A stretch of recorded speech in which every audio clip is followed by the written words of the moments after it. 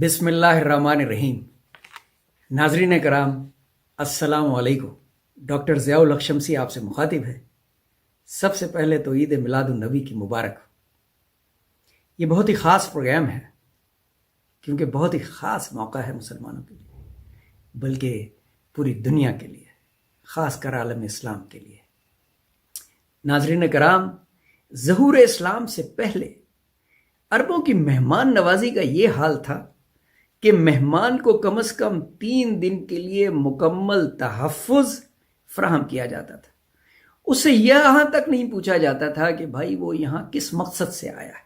ایک روایت یہ بھی ہے کہ حضور پاک صلی اللہ علیہ وآلہ وسلم نے بھی اس ٹریڈیشن کو جاری رکھا اور فرمایا کہ مہمان کی تواضع کی جائے کم از کم 3 دن تک۔ سبحان اللہ۔ اس دور میں عرب میں لکھائی کا رواج نہیں تھا، حالانکہ سن 500 عیسوی میں لکھائی رائج ہو چکی تھی۔ عرب لکھائی کے بجائے نظموں کو زبانی یاد کر لیتے تھے، اور ان کے یاد کرنے کی صلاحیت سن 600 عیسوی کے بعد بہت کام آئی۔ ناظرین آپ سمجھ گئے ہوں، قرآن حفظ کرنا اتنا آسان نہیں تھا۔ اللہ تعالیٰ نے ان میں یہ خاصیت دی تھی۔ جب بات آتی ہے مذہب کی تو ظہور اسلام سے پہلے عرب کے لوگ اصنام پرستی میں مشغول تھے، یعنی کئی خداؤں کو مانتے تھے۔ اسلامی روایت کے مطابق اللہ کے پیغمبر حضرت ابراہیم علیہ السلام اور ان کے بیٹے اسماعیل علیہ السلام نے مکہ کی وادی میں خانہ کعبہ کی تعمیر کی تاکہ صرف ایک خدا کی عبادت کی جا سکے۔ خانہ کعبہ ایک سادہ سی مستطیل عمارت تھی جو اس جگہ بنائی گئی جس کی بنیاد پہلے شخص یعنی حضرت آدم علیہ السلام نے رکھی۔ اسی جگہ سے حضرت اسماعیل علیہ السلام لوگوں کو ایک خدا ماننے کی تلقین کیا کرتے تھے۔ البتہ کئی صدیاں گزرنے کے بعد حضرت اسماعیل کا پیغام مسخ ہو گیا اور لوگوں نے لکڑیوں اور پتھروں کے بت بنا بنا کے ان کی پوجا کرنی شروع کر دی۔ جب حضور پاک صلی اللہ علیہ وآلہ وسلم تشریف لائے، اس وقت خانہ کعبہ میں 360 بت تھے۔ حضرت ابراہیم علیہ السلام اور حضرت اسماعیل علیہ السلام کا پیغام پورے عرب میں زائل نہیں ہوا، اور بہت سے قبیلے ایک خدا کو مانتے تھے، اور عرب عوام ان دونوں پیغمبروں کے بیان کو بے پناہ اہمیت دیتے تھے۔ عرب کے لوگ حضرت ابراہیم علیہ السلام اور حضرت اسماعیل علیہ السلام کے خدا یعنی اللہ پہ تو یقین رکھتے تھے، لیکن وہ یہ سمجھتے تھے کہ شاید یہ خدا بھی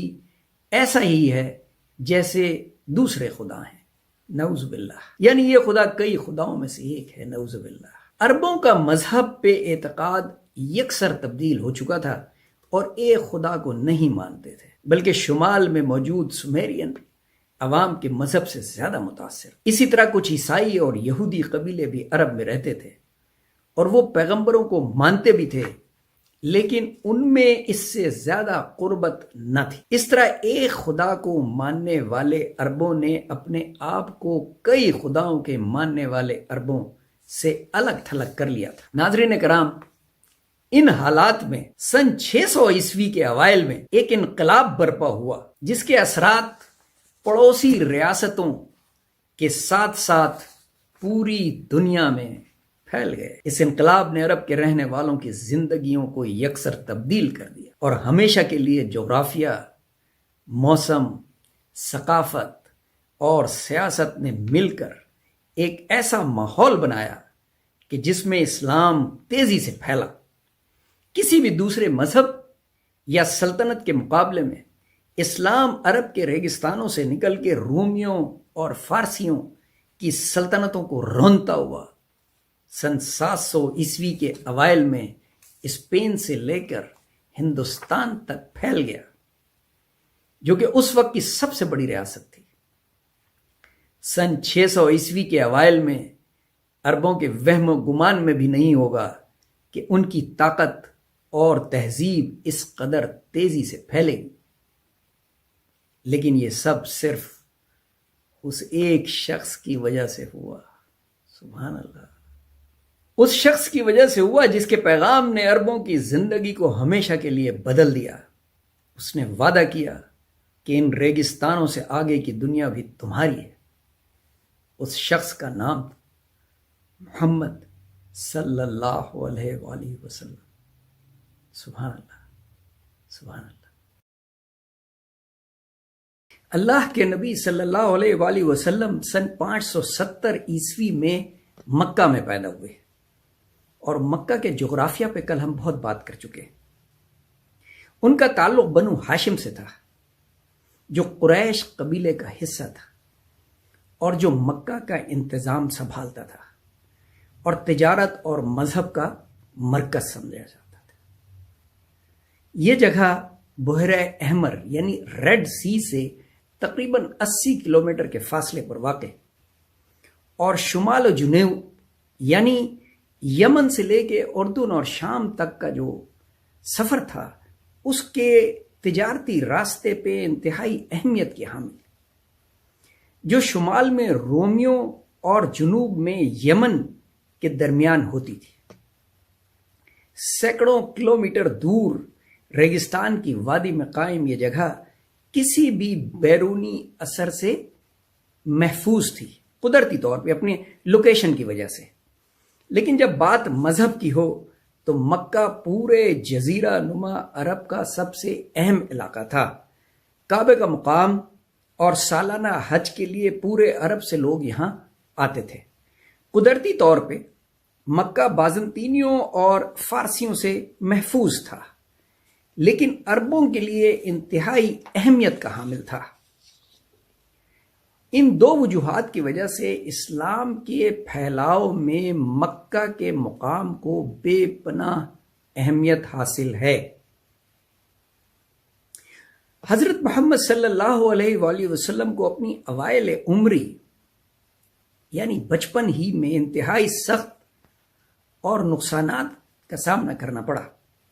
آپ صلی اللہ علیہ وآلہ وسلم کے والد عبداللہ کا انتقال آپ صلی اللہ علیہ وسلم کی پیدائش سے پہلے ہو چکا تھا، جب وہ تجارت کی غرض سے مکہ کے شمال میں واقع مدینے گئے ہوئے تھے۔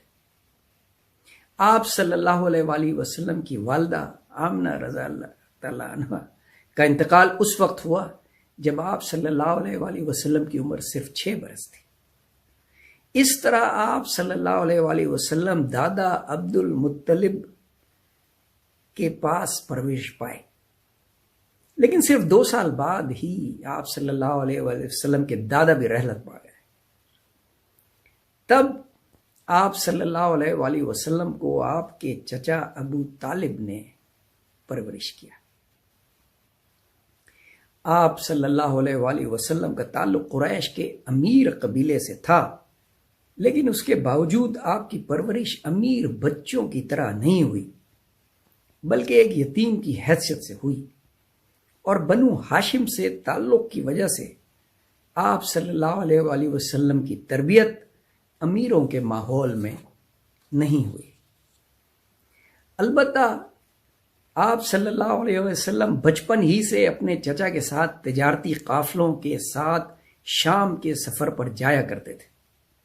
اس طرح آپ کو عرب ثقافت سے شناسائی ہو گئی۔ آپ صلی اللہ علیہ وآلہ وسلم کی دیانت اور سچائی کی وجہ سے آپ صلی اللہ علیہ وآلہ وسلم کو صادق اور امین کے القاب سے پہچانا جانے لگا۔ سبحان اللہ۔ اس طرح قریش میں آپ صلی اللہ علیہ وآلہ وسلم کو بے پناہ عزت ملی، اور لوگ آپ صلی اللہ علیہ وآلہ وسلم پر اپنی تجارت اور مال کے لین دین پر بھروسہ کرنے لگے، اور اپنے اختلافات میں آپ صلی اللہ علیہ وآلہ وسلم سے فیصلے کرانے لگے۔ محض 20 سال کی عمر میں ہی آپ صلی اللہ علیہ وسلم ایک کامیاب تاجر سمجھے جانے لگے، اور آپ صلی اللہ علیہ وآلہ وسلم قریش کی ایک رئیس خاتون حضرت خدیجہ رضی اللہ تعالیٰ عنہ کے لیے تجارت کرنے لگے۔ آپ صلی اللہ علیہ وآلہ وسلم کی ایمانداری اور بھروسے مندی سے قائل ہو کے حضرت خدیجہ رضی اللہ تعالیٰ عنہ نے آپ صلی اللہ علیہ وسلم سے شادی کا ارادہ ظاہر کیا۔ اس وقت آپ صلی اللہ علیہ وآلہ وسلم کی عمر 25 برس کی تھی، اور بی بی خدیجہ رضی اللہ تعالیٰ عنہ آپ صلی اللہ علیہ وسلم سے عمر میں تقریباً 15 سال بڑی تھی، لیکن آپ صلی اللہ علیہ وآلہ وسلم نے اس شادی پہ آمادگی کا اظہار کیا۔ اس وقت قریش کے لوگ ایک سے زیادہ بتوں کی پوجا کرتے تھے، لیکن آپ صلی اللہ علیہ وآلہ وسلم نے قریش کے مذہب کو نہیں اپنایا۔ اس وقت بھی کچھ عرب حضرت ابراہیم علیہ السلام اور حضرت اسماعیل علیہ السلام کے ایک خدا کو ماننے کے پیغام پہ متفق تھے، جیسا کہ کل ہم نے اپنی پہلی نشست میں پڑھا تھا۔ وہ لوگ حنفا کہلاتے تھے اور ایک سے زیادہ پتھر کے خداؤں کو نہیں مانتے تھے۔